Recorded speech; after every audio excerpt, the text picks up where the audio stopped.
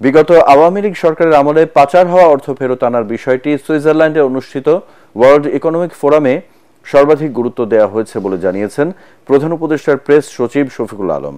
রাজধানীর বেইলি রোডে foreign service academy মিলনায়তনে ব্রিফিংয়ে তিনি বলেন, দাভোসে বিশ্ব অর্থনৈতিক ফোরামের বার্ষিক সভায় প্রধান উপদেষ্টা ডক্টর মোহাম্মদ ইউনূসের অংশগ্রহণ বাংলাদেশের জন্য খুবই গুরুত্বপূর্ণ। এ সফরকে ঐতিহাসিক উল্লেখ করে প্রেস সচিব বলেন, এখন বিনিয়োগের পরিবেশ বিরাজ করায় অন্তর্বর্তী সরকারের উপর আস্থা রেখে বিশ্বের স্বনামধন্য ব্যবসায়ীরা বাংলাদেশে বিনিয়োগে আগ্রহ দেখিয়েছেন। এক প্রশ্নের জবাবে জুলাই গণ অভ্যুত্থানে সাবেক স্বরাষ্ট্রমন্ত্রী আসাদুজ্জামান খান কামালের ভূমিকার সমালোচনা করে তাকে কসাই বলে উল্লেখ করেন শফিকুল আলম। গ্লোবালি এটা আপনি যদি দেখেন, এটা খুব স্লো প্রসেস, পাচারকৃত টাকাটা ফিরে আনা।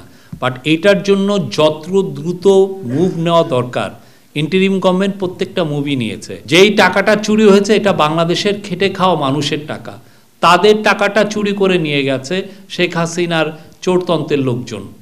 তো সেই টাকাটা আমরা যেভাবে হোক ফিরিয়ে আনবো, এবং সেই জন্য যেটা লাগে যে গ্লোবালি আমাদের একটা সমর্থনটা আমরা চাচ্ছিলাম এবং সবাই অকুণ্ঠ সমর্থন দিয়েছে।